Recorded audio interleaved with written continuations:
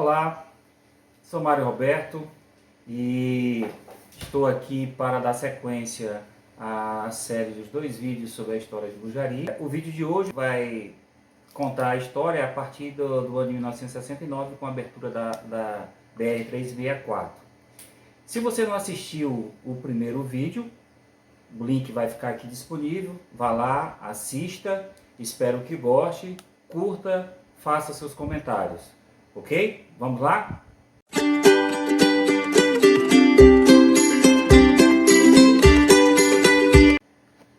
Em 1969, o 5º Batalhão de Engenharia e Construção faz a abertura da BR-364 no sentido Rio Branco-Bujari. Esse ano e esse acontecimento é um marco muito importante para a formação do povoado Bujari, né? Inicialmente uma pequena vila e aí até o município.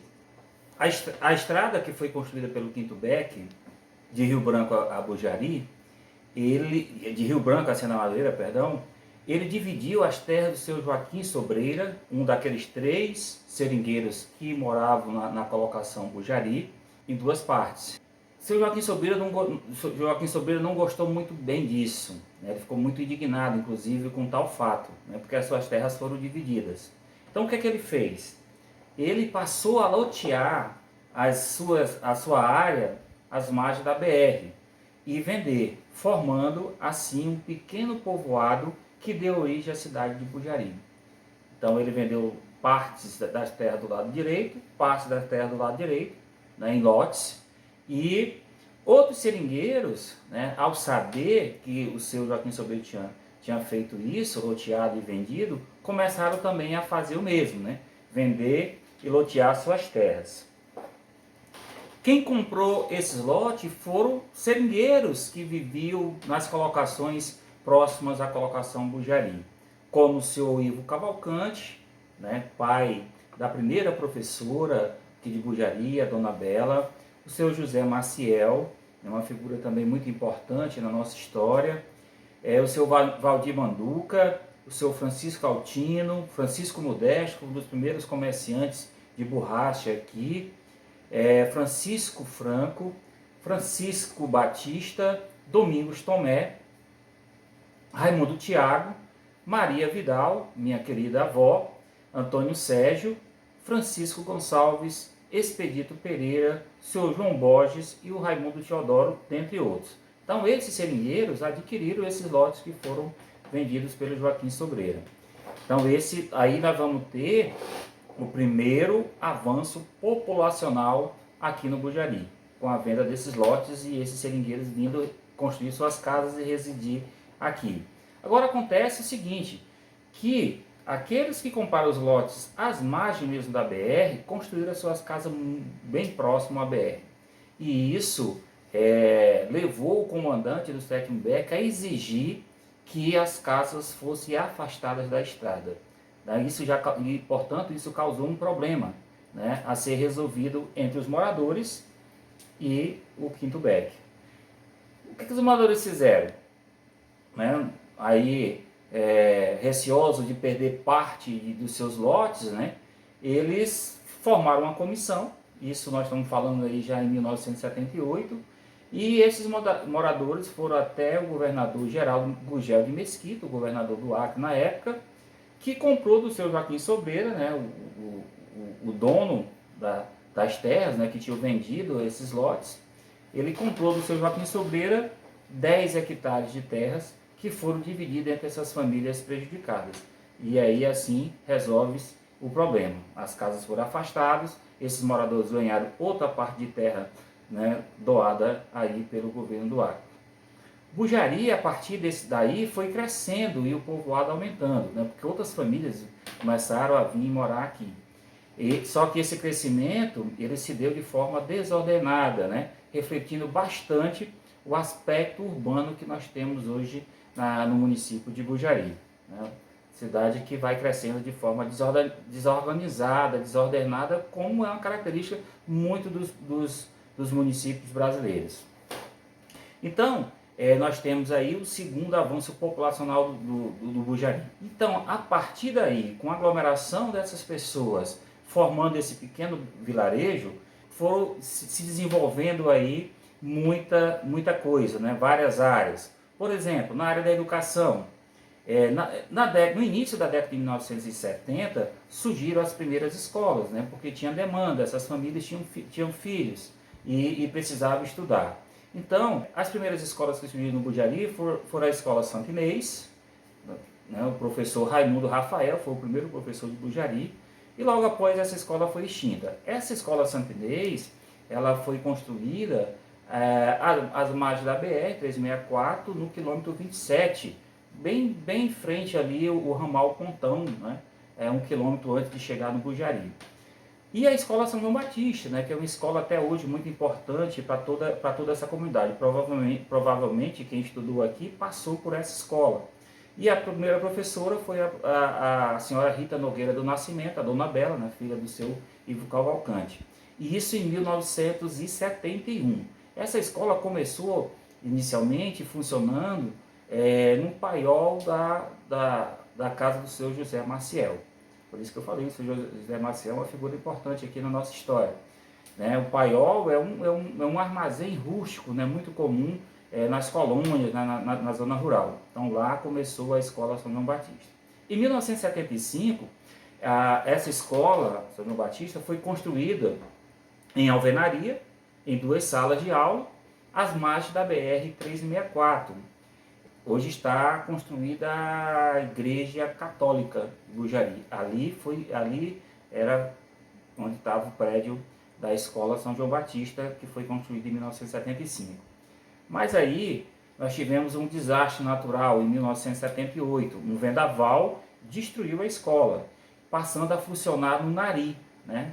O Nari foi uma ação do governo na época de apoiar os produtores rurais. Então, em algumas localidades, eles construíram esses núcleos, né, onde tinha Colonac, Emater, né, órgãos estatais que faziam essa assistência.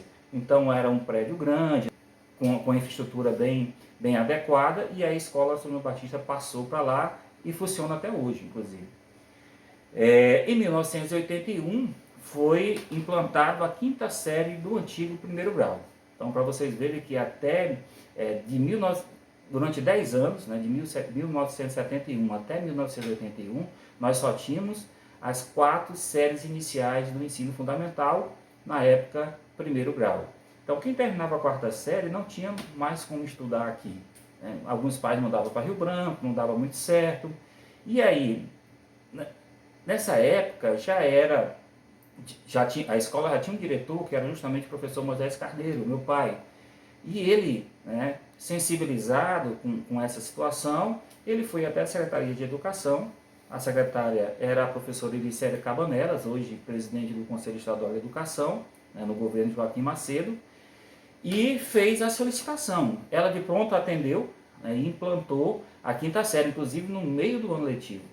Né, a primeira turma de 5ª série, e aí no ano seguinte essa turma foi para a 6ª série, começou outra turma. Eu, por exemplo, sou da 2ª turma, né, desse momento aí que foi implantado. E aí, assim, a cada ano, até a gente chegar à 8ª série e a gente ter todo o primeiro grau completo na escola.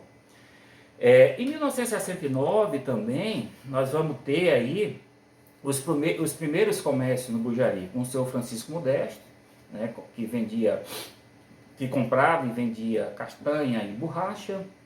Logo em seguida, o senhor João Bode também montou uma pequena taberna, como se falava na época, o seu Raimundo Franco e o Cosmo Carneiro, que estruturou aí uma mercearia, né, a mercearia Meire, inclusive um comércio muito promissor e um dos mais importantes naquele momento. Na área de comunicação, em 1986, o Bujari já, né, mais desenvolvido, né, mais crescido, nós vamos ter aí a instalação do sistema de comunicação telefônica através da Teleacre. Em 1978 foi instalado o primeiro posto de saúde, então Vila Bujari, no Nari, né, nesse núcleo de apoio rural integrado. A coordenação desse posto ficou a cargo da dona Maria Isa Viana, que foi a primeira enfermeira, né? Até hoje ela reside aqui, inclusive o posto que ela trabalhou recebe o nome dela. No abastecimento de água, como eu falei anteriormente, né, no outro vídeo, Bujari, desde o Seringal, tinha problemas de água, né, escasso.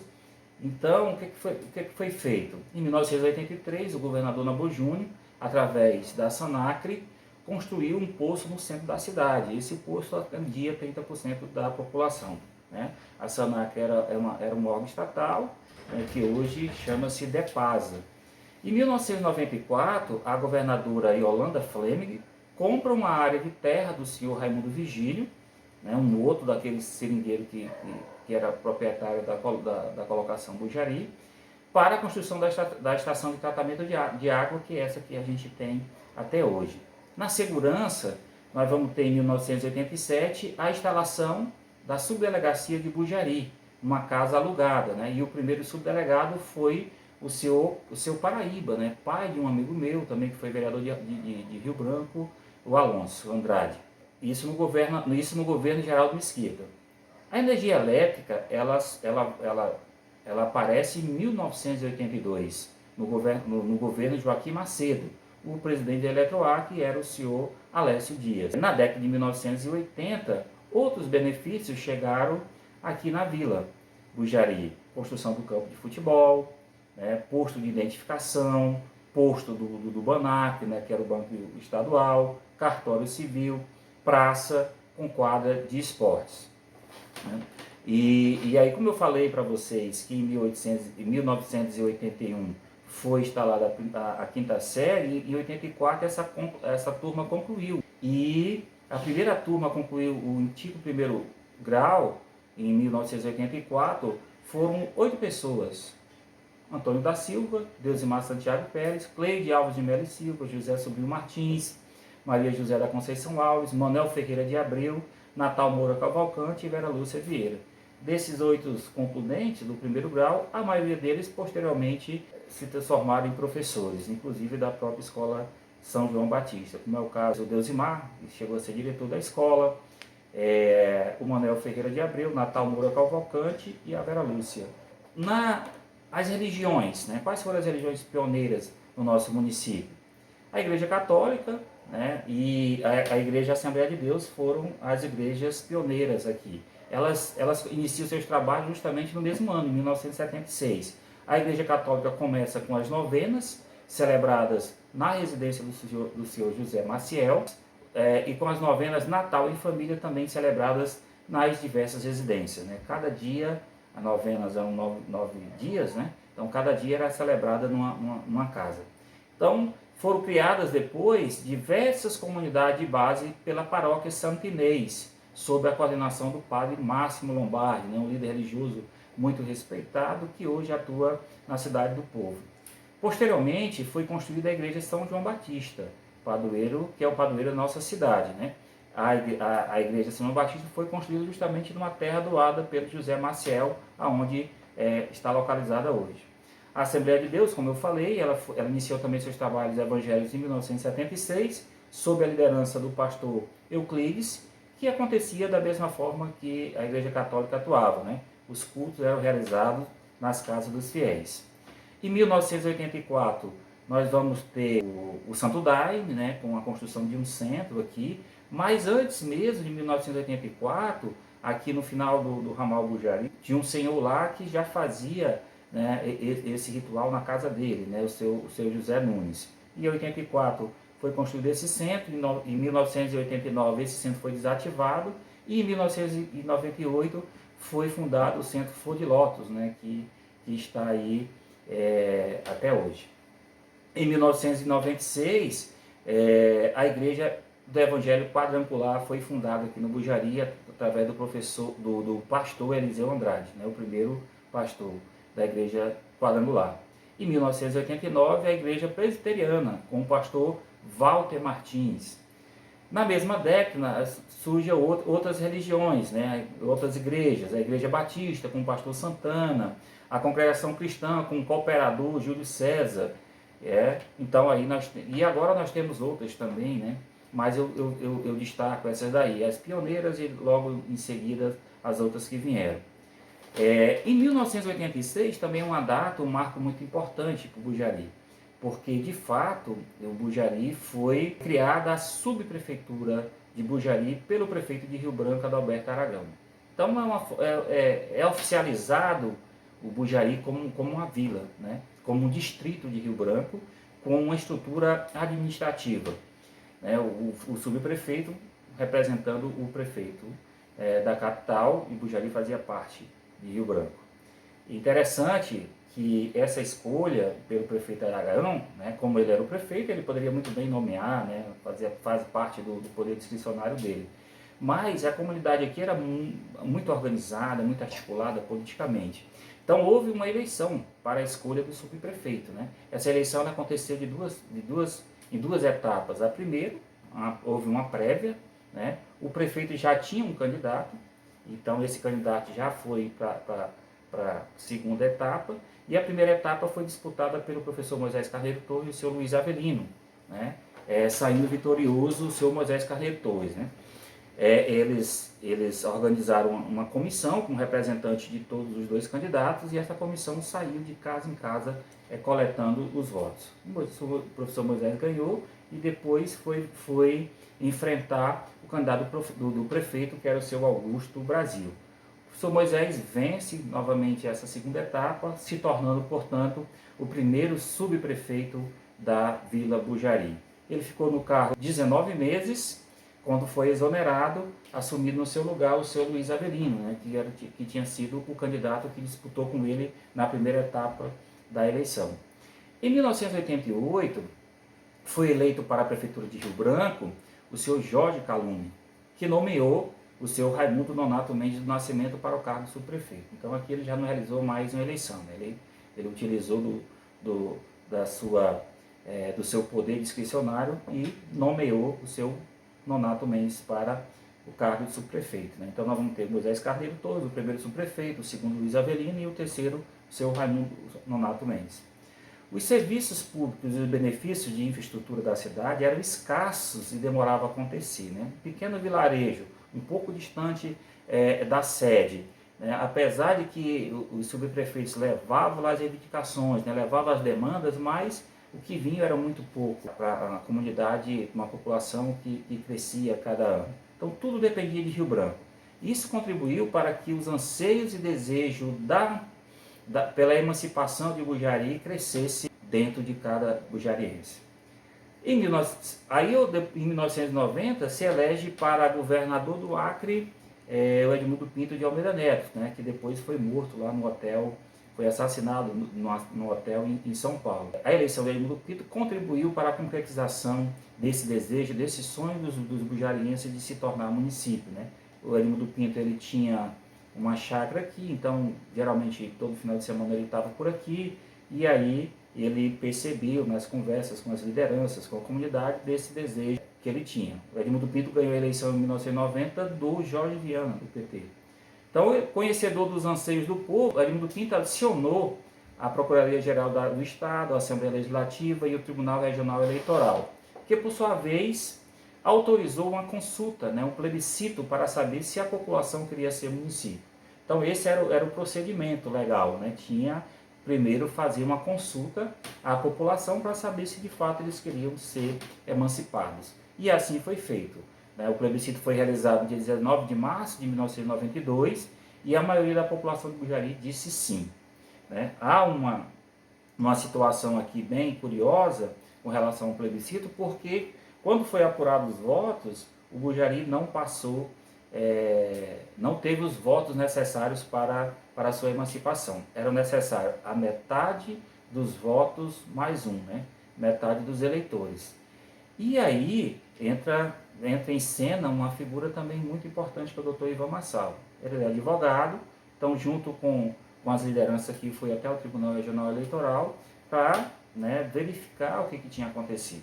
O tribunal disponibilizou toda a documentação da eleição e eles constataram na lista de presença que na lista de eleitores tinham 7 pessoas que eram falecidas. Retirando essas 7 pessoas, o Bujari conseguiria, e como conseguiu, os votos necessários para a sua emancipação política. Portanto, com o aval do povo e através da Lei Estadual 1031, de autoria do Executivo, né, do governador Edmundo Pinto, aprovada pela Assembleia Legislativa do Acre, Bujari é elevada à categoria de município, conquistando assim o seu tão desejado sonho, que é a autonomia política administrativa. Em 1992, no dia 3 de outubro, acontece a primeira eleição para prefeito, vice-prefeito e vereadores de Bujari. Em 1º de janeiro de 1993, o município foi instalado com a posse dos eleitos. Foram eleitos as seguintes autoridades, as primeiras autoridades do município de Bujari. Prefeito, Clóvis Alves de Melo e Silva, filho de seu José Maciel. Vice-prefeito, Moisés Carneiro Torres, meu pai. Vereadores, Sumaia Khalid, que depois se elege a primeira presidente da Câmara Municipal de Bujari. Paulo Sérgio Pérez, José Romildo, o mais conhecido aqui como Galego, Jairo Silva de Moraes, né, o Jairo Pinheiro, Milton Moraes, né, dois primos e os dois venceram a eleição, Evandro Cardoso, Sra. Maria Zilmar, José Marcelino e o Luiz Alves. Então, pela população, pelo número de habitantes, Bujari poderia eleger 9 vereadores, e assim fez, e o prefeito e vice-prefeito. Né? O Estado, infelizmente, não instalou de fato os municípios, né? Então Bujari não tinha nada praticamente, né? O prefeito Clóvis Melo, ele assume dia 1º de janeiro de 1993 e passou um mês despachando numa sala de aula da escola Edmundo Pinto, uma escola municipal, né? O patrimônio que o município tinha, aí de herança do município de Rio Branco, era um carro de mão e uma pá. Então foi esse patrimônio deixado, foi com isso que eles começaram o trabalho, a administração, numa sala de aula da escola de Edmundo Pinto, com uma pá e um carrinho de mão. Então, se a gente for observar hoje, né, a gente já avançou bastante nesse sentido. Então é isso, pessoal. Essa é o segundo e último vídeo dessa série, né, sobre a história de Bujari. Eu espero que vocês tenham gostado. Não se esqueçam de curtir e fazer os comentários. Até a próxima. Suas manhãs de sol nascente é o penhor de sua redenção.